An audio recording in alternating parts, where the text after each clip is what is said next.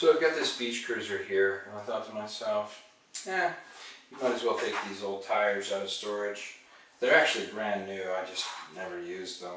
I think I was planning on selling them and it just never ended up happening. These are Maxxis Hookworm. They're just about the best thing you can buy as far as flat prevention. These base models, these don't do anything at all for flats. So let's go ahead and jump right into it. First thing we're going to do is take our tire. I'm going to take a big screwdriver and then come up. Oh no, that is not what we're going to do. Don't ever use a flathead screwdriver to do this, to pry. You will mess your tires up really, really badly. What you want to use are some Pedro's tire levers. These are the best tire levers in the world. They're so good that I bought a box of 24 just so I could have a whole bunch of extra ones, because I always seem to leave. Look at a little sticker on the inside too. Look at that. That's awesome. That's cute. Anyway, I always end up losing them, leaving them someplace, or some friend yoinks them or something like that. So we're gonna start off taking all of our air out, which I think we don't really have to take much out. So we're just going to push back here. We can see our stem, and we're going to take the edge right there, push it in, and push the stem out, and then just depress the Schrader valve. Once we've got that done, I like to do this actually on the bike while it's up. Makes it so much easier. Let me show you a little trick a lot of people don't know. See this hook part right here? It actually hooks right under the spoke like that. And that's sweet. Makes it so much easier. And look at that. See? Well, if I want to, I'm going to use more, because I got them. Let's go ahead and use a couple more pairs. You really only need 2, but I just, I have so many, so why the hell not? Just keep on going with it. I'm just going to keep using them. Screw it. I'll use 15, 20 if I want to. Because I can. Just because I can. So we've got one side off, right? And we'll get our tire levers back. Make sure you take your Schrader valve cap off too. Now that you've got one of the beads over the rim, like I got now, you want to take a 15mm wrench. Usually 2 of them makes this a lot easier rather than going with one. And then just whoop, whoop, and whoop, break it. Take your fingers, put your wrench on the side, and drop your wheel out. Okay, now we've got our wheel out.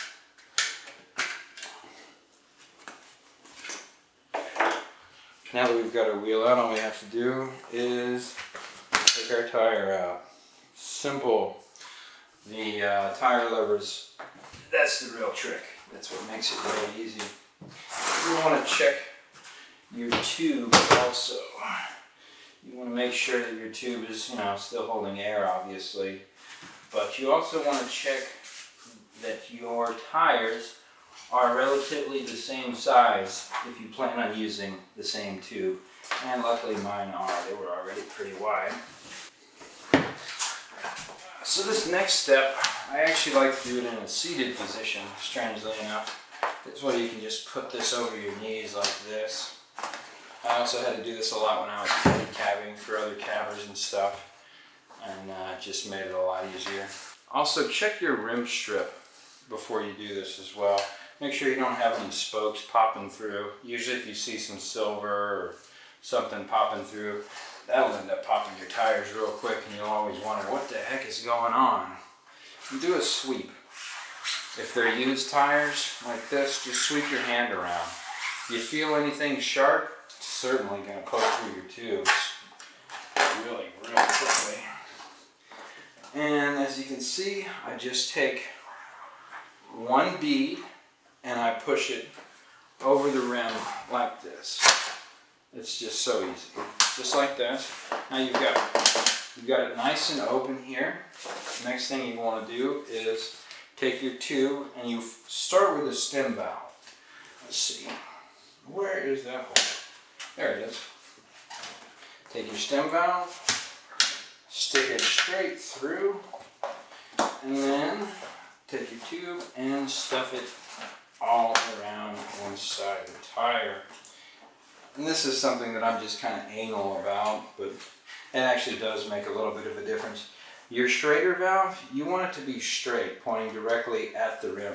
If it's kind of like this, I don't know if you'll be able to see this, if it's kind of like this where it's like sideways, like that, what'll happen is the rim will actually make a little slice inside of the side of the Schrader valve, and that will cause you to have another flat in a rather unusual way. There's lots of ways you can get flats on your tires. So what I'm doing is I'm starting with my Schrader valve, and I'm taking the wire bead of my tire and I'm just hooking it just like this in the rim. And I'm going to work and go all the way around, and it looks like I'm not going to need a tire lever for this one. Sometimes, especially on a road bike, you're going to need a tire lever to help that at the very, very end. But we kind of get lucky with these big old tires. So here's one of them done. And then we're going to go back over to our bike and hook our tire back on. Make sure that you're going to have a washer and you're going to have a lock nut here at the end, or a lug nut, whatever you want to call it. And you want the washer to be outside of the frame, not inside of the frame, because that will cause you to basically lock your wheel hub a little bit, and that won't be good. You want to have a nice spinning wheel. You want to come over here, you want to check the crown of the tire and make sure that it's right on this little hole. You don't want your tire to be over like this. You see that? You don't want it like that. You want it right in the center of it. That way your tire is going to track just right. It's going to go nice and straight. This is where the 2 wrenches really comes in handy. Much more so than when you're actually taking it off. So make sure that you're going to go clockwise to tighten. Of course, you probably already know that though, but just in case you didn't. And there we go. Let's give it the old spin. Alright, let's do the back one. Back one is a whole lot harder than the front one. That's why we did the front one first, you can get a little practice. You come over here, still using the same 15 millimeters, and spin them both counterclockwise to break them. And just like that. Ooh, looks like I've got that little coaster brake screw to take off too in the back, otherwise this wheel ain't gonna go nowhere. This is probably a 10, because they love to use 10 millimeter on the bike. And we've got a nut and bolt back here that's holding our coaster brake on. So what we're going to do is we're going to take a big flathead, and we're going to take, there we go, take a 10 mil to hold it while we spin our flathead to take this nut and bolt out that's holding our coaster brake. The Boston groove. There it is. You go around and around and around, and there we go. This will allow us to take our wheel off, otherwise our coaster brake setup is going to hold us in place. And there we go. You don't have to take this little black clip off, you can just slide it forward a little bit. You don't actually have to bend it and take it off the frame. There you go. Pops on down and take it off just like this. Simple. Now essentially what we're going to do is the exact same thing we did with our front wheel. Alright, you look right here, this Schrader valve is actually not straight. So, yeah, I'm Mr. Fancy, I know these things. Come over here, take our tire lever and hook it up, like that on our spoke, and come over here, and there we go. And one more time, maybe 2 more times. Let's take the air out first. We got a little air left in there. Just a hair, not much, but just a little bit. I'm going to take all the air out, give you a little bit more space. Now there's something that a lot of people do when they do this that's it's going to damage your tire.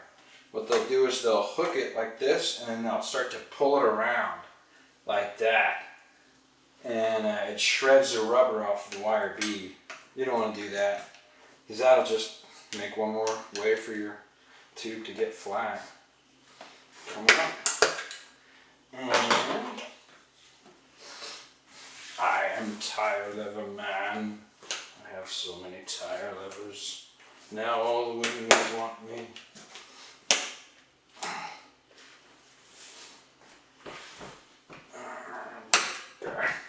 Being a bitch.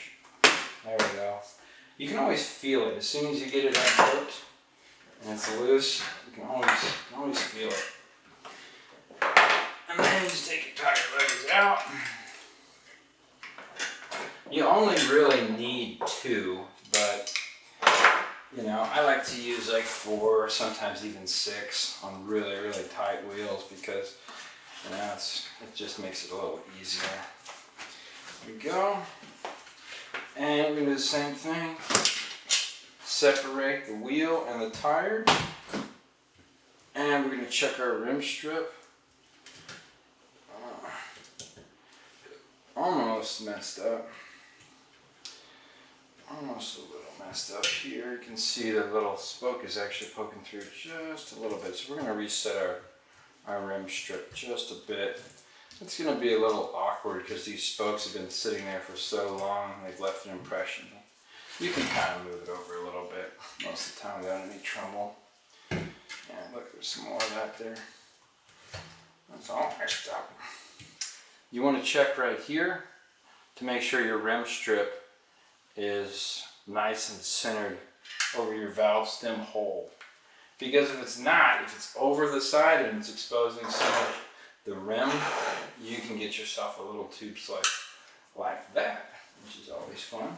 Now we're going to do the exact same thing we did with our front tire. We're going to start with our valve stem, put it in the valve stem hole in our rim like this, and then just stuff it in. Get this nice big space, makes it easy to stuff. And we want to get our valve stem nice and straight, so you can kind of slide your tube around. You don't want it to be at an angle. You want it to be nice and straight, going right at the wheel hub there. And you want to start working the bead around, starting with the valve stem, because that's always going to be the tightest spot, but it's also the spot where you want everything to be nice and straight and aligned, more so than the other spots. So go around, that's it. Very, very easy to do with these nice big cruiser tires here. And you want to go ahead and take your chain, put it on your chain ring before you do this, just to make it a little easier. Otherwise, the chain ring may fling the wheel off on you. Motherfucker. You come over here. Chain ring will go around your freewheel cassette, cog, whatever the hell you got on your bike. And what you want to do with this is rotate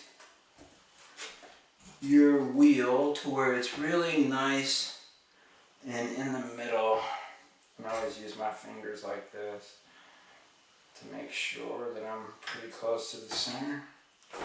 Because you want your rear wheel to be straight. You don't want it to be kind of off like this. You don't want the bike to be pushing you in a weird direction. You always want the bike to be pushing you straight, as straight as you possibly can. And you get your chain tight enough, but you don't have to go absolutely, you know, Hulk tight, if that's even a term. Go with your fingers again, make sure you're straight. And then come over here. You've got to go ahead and put this little guy back in place. A little nut and bolt that's going to hold our coaster brake in place. A lot of times you're not actually going to need to do this because there's not a lot of coaster brake bikes out there anymore. But these beach cruisers, they still use coaster brakes, which is ideal so your brakes don't actually rot from all the salt water and air and all that stuff that's on the beach. All your braking is inside the hub itself. Come over here, hold our 10mm nut down like that with our wrench, and then we just take our big screwdriver, give it a twistaroo until it's nice and tight. Very easy stuff. We're learning, we're enjoying, we're having fun. And look at this, we're fixing our own bike, just like this. Instead of paying $10 or $15 for them to swap your tires out for you, you can do it yourself. It's pretty damn easy to do, actually. Like this. That's it. Bada bing, bada boom. You can do it too. You want to make sure you've got a little bit of a little movement in your chain. You don't want it to be so tight that it can't move. You want roughly about between about an inch of deflection off of where you originally started. See that? About 1 inch. So that's all you really need. You don't want it to be too loose either to where it's going to fall off when you're pedaling, but where I've got it now is in pretty good shape. And now we've only got one thing left to do, which is to pump up our tires. I recommend using a bicycle pump rather than an air compressor. Because if you use an air compressor and something is a little off, then you start throwing a bunch of air in it, you may blow out your tire, which sounds pretty much like a shotgun.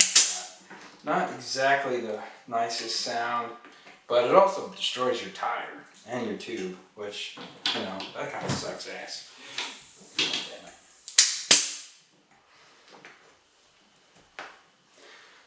This is an old pump, so you don't want to work no more. And if you're kind of curious, like, hey man, what pressure do I put these at? I don't know. I don't know what the pressure is supposed to be. It's actually written on the tire.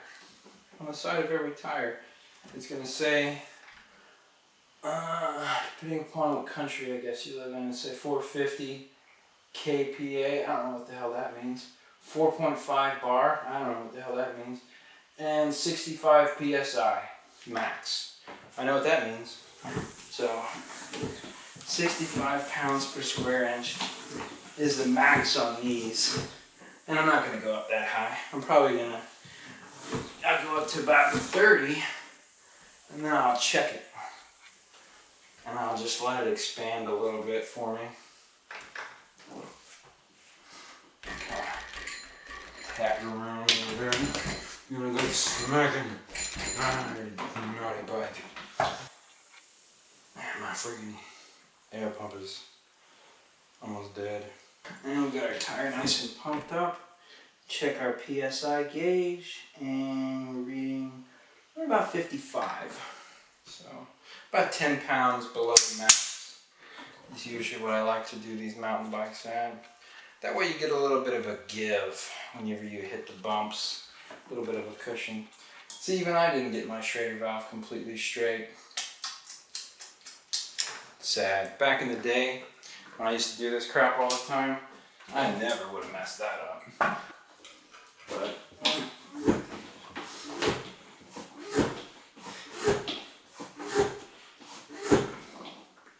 the pressure's getting up there.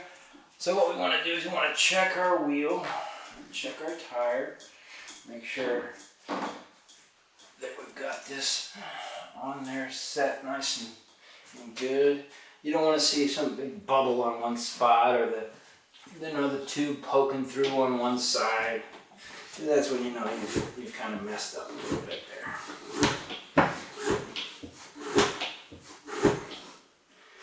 Let's see.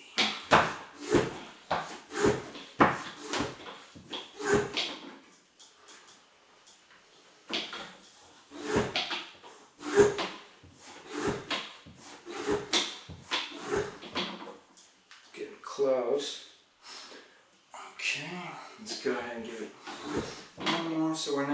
55 with this one too. And that's just what I want. About 10 under. Then you want to put your Schrader valve caps on, if you still have them. And that's it. Very, very easy to do. And we've got some new tires. You want to rotate it, and you want to watch the tire crown when you rotate. You don't want to see like a big bloop, bloop, bloop. And you also want to come over and look at the sides too. When you rotate it, you don't want to see one side have a big bloop, bloop, bloop, bloop, bloop, something like that. That's no good. Then we come over and we're going to do the same thing with the rear. Just watch it to make sure it doesn't have a big bump anywhere. And we're perfect. Yeah, that's why I like these more expensive tires. They really mount easy and everything's just easier with them.